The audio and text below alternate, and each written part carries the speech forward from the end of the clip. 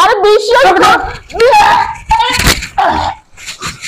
মায়া ধরো এছাড়া কোনো উপায় নাই। এটা যদি জানাজানি হয় তাহলে তোমার আমার সব কিছু শেষ হয়ে যাবে। আরে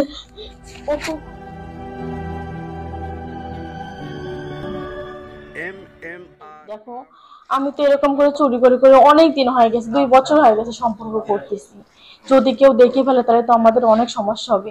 আমি আর এভাবে চুরি করে তোমার সাথে সম্পর্ক করতে পারবো না। তুমি কবে আমাকে বিয়ে করবে তুমি সেটা বলো। তুমি তো ভালো করে জানো যে আমার বউ আছে, তারপরে সবকিছু মানিয়ে নিয়ে কিন্তু তোমার সাথে এরকম করি, ঠিক আছে? সব ঠিক তুমি আছে। যদি তাড়াহুড়ো করো আমার মায়া মায়া আমি আর মায়া আমার হাজবেন্ড মায়া এখন কি করি? করে একে ওটা আমার খালাতো ভাই হয়। খালাতো ভাই? কেন খালাতো ভাই? ভাই ভাই কেন খালাতো ভাই? ওই যে আমার পাড়া প্রতিবেশী খালা আছে না, খালাতো ভাই অনন্ত গাদি মানুষ এত কথা কইছে আমি বিশ্বাস করি নাই। আর তুই না মুখলি এসে ঘর পরে কি করতেছো? আরে আরে বিশ্বাস কর মায়া ধরো এছাড়া কোনো উপায় নাই। এটা যদি জানাজানি হয় তাহলে তোমার আমার সব কিছু শেষ হয়ে যাবে। আরে ও তো মারা গেছে, এখন কি করি বলো তো? রাখো, তারপরে অন্য সময় সময় সুযোগ বুঝে ফেলাই দিও। ঠিক বলছো, ধরো তাড়াতাড়ি।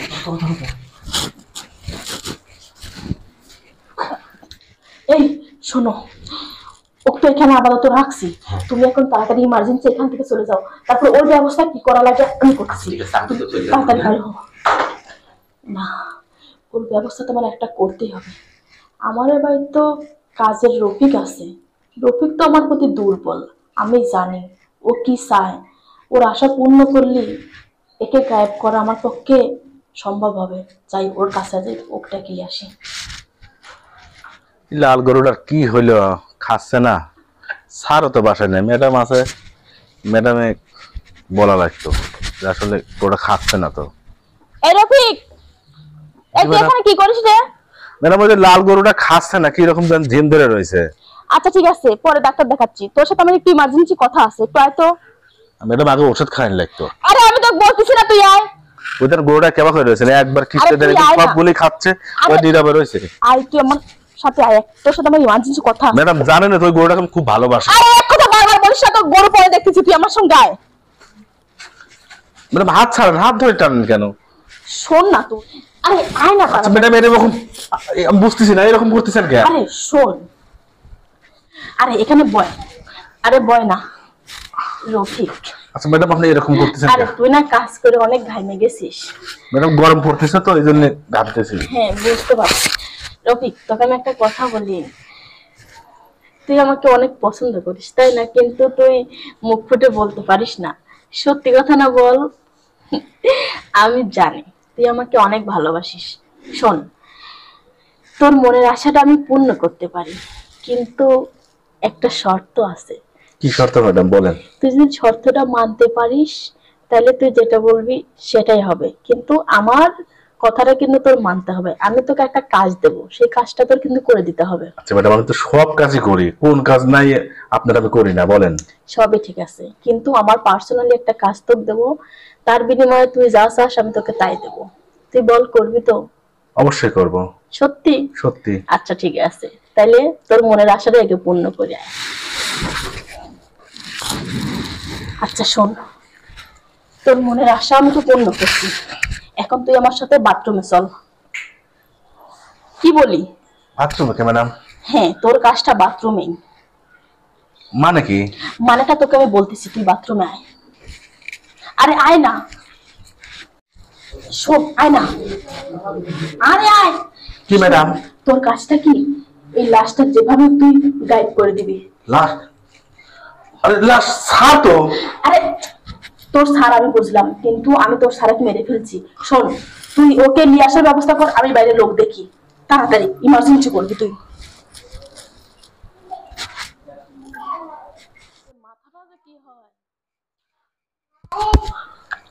আরে সত্যি সত্যি তো স্যার মারা গেছে।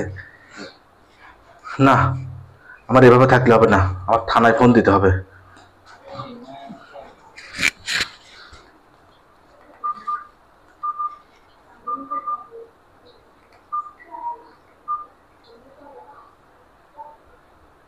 হ্যালো স্যার, আমি চরপাড়া থেকে বলছি, ভাঙ্গুড়া চরপাড়া থেকে বলছি।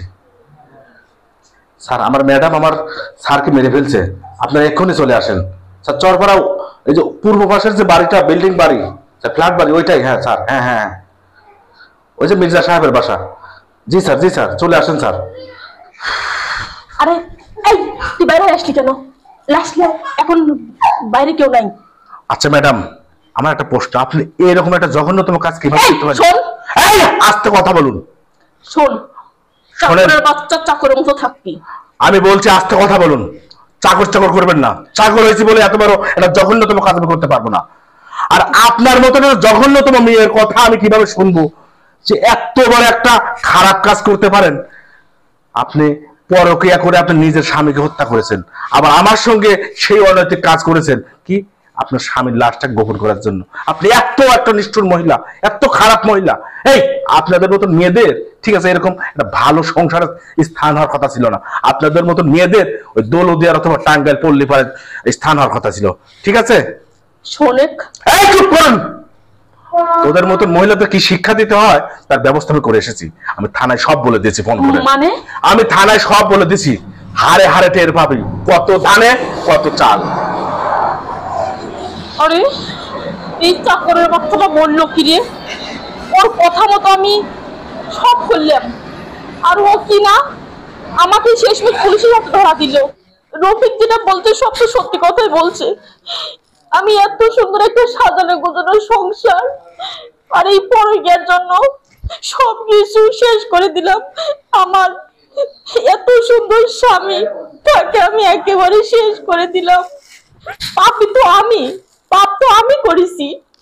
আমার এত সুন্দর সাজানো গুজানো সংসার আর আমি এই পরকীয়ার জন্য আমি সব শেষ করে দিছি।